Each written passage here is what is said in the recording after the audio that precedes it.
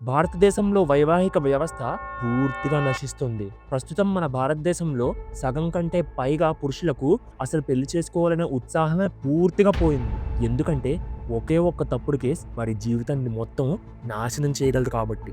Just imagine, ఒక వ్యక్తి సంవత్సరాల పాటు కూడబెట్టి నిర్మించుకున్న సంపద మొత్తాన్ని హఠాత్తుగా ఒకే ఒక్క డైవర్స్ కేసు వల్ల మొత్తం కోల్పోతే, అంతేకాకుండా యాలిమనీ, కోర్ట్ కేసెస్, మెంటల్ టార్చర్ మరియు రాంగ్ ఎలిగేషన్స్ ఆ వ్యక్తి మీద పడినట్టయితే, ఇటువంటి సంఘటనలు ఒక మగవాడి జీవితంలో జరుగుతున్నప్పుడు అతని మెంటల్ స్టేట్ ఎంత దారుణంగా ఉంటుందో ఒకసారి ఊహించుకోండి. వీటన్నిటికీ ఒకే ఒక కారణం, డైవోర్స్. మన భారతదేశంలో డైవోర్స్ కేసుల యొక్క రేట్ రోజు రోజుకి పెరిగిపోతూనే ఉంది. కుటుంబాలు చెదిరిపోతున్నాయి. పెళ్లి చేసుకునేంత వరకు బానే ఉంటుంది, కానీ పెళ్లి అయిన తర్వాత అది ఒక వార్ జోన్. ప్రతి యువకుడి మైండ్ లో ఈరోజు ఉన్న ఒకే ఒక క్వశ్చన్: ఈ కాలంలో పెళ్లి నిజంగా విలువైనదేనా, లేదా సింగిల్ గా ఉండిపోవడమే అన్నిటికంటే సేఫెస్ట్ ఆప్షనా?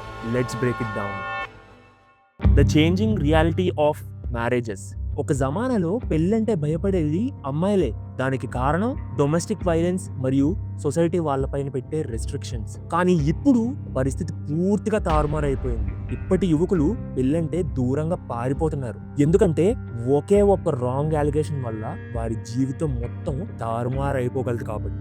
డివోర్స్ పేరుతో యాలిమనీ డిమాండ్ చేయడం, కోర్ట్ కేసెస్ వల్ల ఏర్పడే ప్రెషర్, ఇవన్నీ పెళ్లి మీద ఒక యువకుడి అభిప్రాయాన్నే పూర్తిగా మార్చేస్తున్నాయి. Let's take a real example. నెలకి 6 లక్షలకు పైగా సంపాదిస్తున్న ఒక మహిళ మొదటి భర్త నుండి ఇప్పటి వరకు 40 లక్షలు తీసుకున్న తర్వాత కూడా మెయింటెనెన్స్ డిమాండ్ చేసింది. అంతేకాదు, రెండో భర్తపై కూడా మళ్ళీ తను కేసు వేసింది ఈ మెయింటెనెన్స్ కోసమే. Let's take another example. అమెరికాలో ఉండే భర్త నుంచి ఒక భార్య ఏకంగా 500 కోట్ల యాలిమనీ కోసం డిమాండ్ చేసింది. అంతేకాకుండా 85 ఏళ్ల నాన్నను కూడా ఈ కేసులోకి లాగింది. చివరికి సుప్రీంకోర్టు 12 కోట్లు ఇప్పించి కేసును క్లోజ్ చేసింది. కానీ అందరూ అలా ఫైట్ చేసే స్థితిలో ఉంటారా? ఇటువంటివి తరచూ వింటూ ఉన్న చాలా మంది అబ్బాయిలు సింగిల్ లైఫే బెటర్ అనే నిర్ణయానికి వస్తున్నారు. ఇక పెళ్లి చేసుకున్న వారికైతే వారి కుటుంబంలోనూ వారి జీవిత భాగస్వామితోనూ అంతర్గత యుద్ధం తప్పడం లేదు. సమస్యలు మొదలయ్యేదే అరేంజ్డ్ మ్యారేజ్ తో. అలాగని లవ్ మ్యారేజెస్ సేఫ్ అనేం కాదు. దేశం ఎంత అభివృద్ధి చెందుతున్నా కూడా ఇప్పటికీ మన భారతదేశంలో 90% కంటే పైగా పెళ్లిళ్ళు అరేంజ్డ్ మ్యారేజెస్. కానీ ఈ ప్రాసెస్ లో చాలా లోపాలున్నాయి. పెళ్లిని ఒక బిజినెస్ లా చూస్తున్నారు. ఇరువైపు కుటుంబాలు మొదటిగా మనీ, స్టేటస్ అండ్ వెల్త్ గురించి మాత్రమే మాట్లాడుకుంటున్నారు.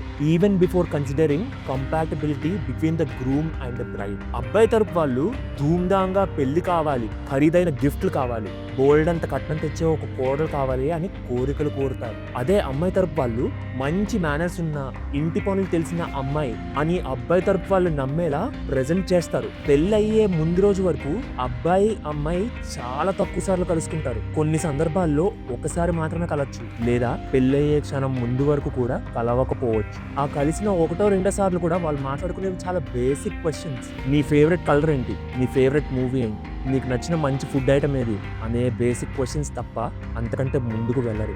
ఎందుకంటే వారికి కలిసే అంత సమయం కూడా దొరకదు కాబట్టి. అసలు వారి జీవితంలో అవసరపడే ముఖ్యమైన విషయాలు మాట్లాడుకోరు. For example, money management, character, expectations in their married life and children. ఇదంతా ఇప్పటి వరకు పర్లేదు, కానీ అన్నిటికంటే పెద్ద సమస్య పెళ్ళైన తర్వాతే మొదలవుతుంది. ఈ వీడియోని మీరు ఇంకా ఇప్పటి వరకు చూస్తున్నారంటే మీకు వీడియో నచ్చిందని అర్థం. నేను మీకు నిజాలను అందించాలని పడే ఈ కష్టం మీకు వాల్యుబుల్ గా అనిపిస్తే సబ్స్క్రైబ్ చేసుకోండి. ఇక వీడియోలోకి వెళ్ళిపోదాం. The struggle of married life. భారతదేశంలో ఉండే కుటుంబాల్లో వారి ఇంటికొచ్చే కోడలు ఇంటి పని మరియు తన జాబ్ రెండింటిని మేనేజ్ చేసుకోవాలి అనే ఎక్స్పెక్టేషన్ లో ఉంటారు. ఆమె వంట చేయాలి, ఇంటిని శుభ్రంగా పెట్టుకోవాలి, అందరినీ చూసుకోవాలి, ఇవన్నీ చేస్తూ ఫుల్ టైం జాబ్ కూడా చెయ్యాలి అనే ఎక్స్పెక్టేషన్స్ లో ఉంటారు. మరోవైపు మగవారికి ఇంటి పనులు నేర్పాలనే ఆప్షన్ కూడా లేదు. ఈ కాలంలో చాలా మంది అమ్మాయిలకు కూడా బేసిక్ హౌస్ హోల్డ్ స్కిల్స్ కూడా ఉండడం లేదు. ఎందుకంటే ఈ తరం పేరెంట్స్ వారి అమ్మాయిల్ని అబ్బాయిల్లా పెంచుతున్నారు కాబట్టి. యాజ్ ఎ రిజల్ట్ భార్యాభర్తలు బేసిక్ ఎక్స్పెక్టేషన్స్ కూడా మీట్ అవ్వలేక అవస్థలు పడుతున్నారు. ఇక ప్రైవసీ అంటే మన భారతదేశంలో లగ్జరీ అన్నమాటే. చాలా మంది కొత్తగా పెళ్ళైన దంపతులు లార్జ్ ఫ్యామిలీస్ లో ఉంటారు. ఇక వారి ప్రైవసీకి చోటేది? దానికి తోడు తల్లిదండ్రుల యొక్క ఇంటర్ఫియరెన్స్ చాలా పెద్ద ప్రాబ్లం అనే చెప్పుకోవాలి. కొందరు అమ్మాయిలు వారి తల్లిదండ్రులు నివసిస్తున్న టాక్సిక్ రిలేషన్షిప్ ని చూస్తూ ఎంత బాధపడుతున్నారో అని తెలుసుకొని పెళ్లిలో మినిమం కాంప్రమైజ్ కారు. ఏ చిన్న ప్రాబ్లం వచ్చినా కూడా వారి తల్లిని అడుగుతారు. అలా చేసే క్రమంలో సమస్యలు తగ్గడం కాదు కదా, భారీగా పెరిగిపోతాయి. గొడవలు పెద్దవవుతున్న కొద్దీ ఇరువైపు కుటుంబాలు మద్దతుగా నిలబడతాయి. వ్యక్తిగతంగా ఉండాల్సిన ఈ సమస్యలు ఇరువైపు కుటుంబాల మధ్య ఒక పెద్ద వార్‌ని క్రియేట్ చేస్తాయి. క్రిందటి జమానా వారు కాంప్రమైజ్ అయ్యి బతకడంలో చాలా నమ్మకం పెట్టుకునేవారు. కానీ ఈ తరం దంపతులు మాత్రం డైవర్స్‌ని ద ఈజియెస్ట్ పాత్ కింద భావిస్తున్నారు. The divorce crisis. భారతదేశంలో డైవర్స్ సంఖ్య రోజురోజుకి ఆకాశాన్ని తాకుతుంది. ఒకప్పుడు డైవర్స్ అంటే జనాలకు అసలు అర్థమయ్యేదే కాదు. కానీ ఇప్పుడు చిన్న గొడవైనా చాలు కోర్టు కేసులు మరియు పోలీస్ స్టేషన్లంటూ ఎక్కడికో వెళ్ళిపోతున్నాయి. అమ్మాయిలకు చట్టపరమైన రక్షణ అవసరమే, కానీ ఇప్పుడు అవే చట్టాలను మిస్యూజ్ చేస్తున్న కేసెస్ చాలా పెరిగిపోతున్నాయి. False domestic violence and dowry harassment cases వంటి ఫాల్స్ ఎలిగేషన్ కేసెస్లో చాలా మంది పురుషులు సంవత్సరాల పాటు లీగల్ గా చిక్కుకుపోతున్నారు. Time, money and mental peace అన్నీ ఆవిరైపోతున్నాయి. ఇక కొంతమంది అమ్మాయిలైతే పెళ్లిని ఒక బిజినెస్ లా ట్రీట్ చేస్తున్నారు. పెళ్లి చేసుకొని డైవర్స్ తీసుకొని ఒక హ్యూజ్ యాలిమనీ డిమాండ్ చేసి తీసుకోవడమే ఆ బిజినెస్. ఈ ఆర్టికల్ ని చూడండి. ఒక మహిళ 7 సార్లు పెళ్లి చేసుకొని 6 మంది భర్తల నుండి మెయింటెనెన్స్ తీసుకుందంట. ఈ కేసులు కేవలం సాధారణమైన వ్యక్తులకు మాత్రమే కాదు, ఫేమస్ సెలబ్రిటీస్ అండ్ అథ్లెట్స్ కూడా ఈ కేసుల్లో ఇరుక్కున్నవారే మరియు కోట్లల్లో యాలిమనీని చెల్లించిన సందర్భాలు కూడా ఉన్నాయి. ఇటువంటి నిజ జీవితంలో ఇన్సిడెంట్స్ వల్ల పురుషులకు పెళ్ళంటేనే ఇంట్రెస్ట్ పూర్తిగా చచ్చిపోయింది. మన భారతదేశంలో ప్రీనప్ అగ్రిమెంట్ అనే సిస్టమ్ లేకపోవడం వల్ల మగవారు జీవితాంతం కష్టపడి సంపాదించిన ధనమంతా పోయే ప్రమాదం కూడా ఉంది. ప్రీనప్ అగ్రిమెంట్ అంటే విడాకులు లేదా మరణం సంభవించినప్పుడు ఆస్తులు మరియు ఆర్థిక బాధ్యతలు ఎలా విభజించాలో అని వివరిస్తుంది. ఇప్పుడు చెప్పండి, ఈ ప్రీనప్ అగ్రిమెంట్ మన భారతదేశం ఫాలో అవ్వకపోవడం ఒక పెద్ద ప్రమాదమా కాదా? The future of marriages in India. So is a marriage still worth it, లేదా ఇదొక అన్నెసెసరీ టాస్క్ ఇన్ లైఫ్ కింద మారిపోతుందా? ఇప్పటి యువతలో చాలా మంది పెళ్ళనేది ఒక అవసరం లేని విషయం కింద భావిస్తున్నారు.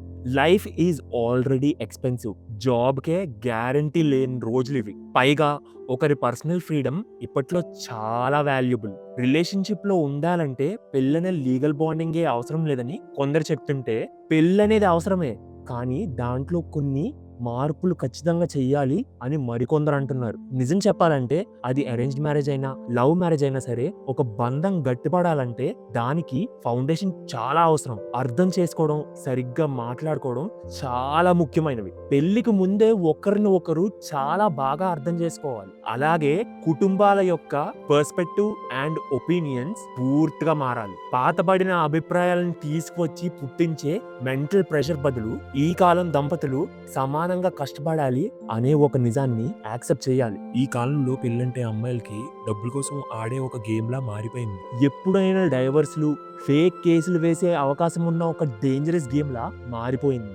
But there is something even darker happening. కొన్ని సందర్భాల్లో పెళ్లి డైవర్స్ తో కాదు, ఒక యువకుడి మరణంతో ముగుస్తుంది. కొంతమంది అమ్మాయిలు పెళ్ళైన తర్వాత కూడా సీక్రెట్ రిలేషన్షిప్ లో ఉంటున్నారు. చివరికి భర్తను హత్య చేసే స్థాయికి కూడా వెళ్ళిపోతున్నారు. ఎస్, మీరు కరెక్ట్ గానే విన్నారు. ఇప్పటి మ్యారేజెస్ ఒక లైఫ్ అండ్ డెత్ గ్యాంబుల్ గా మారిపోయాయి. ఇది కేవలం ఆరంభం మాత్రమే. So what's your final take on this?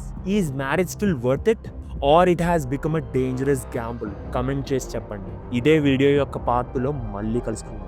Until then, bye.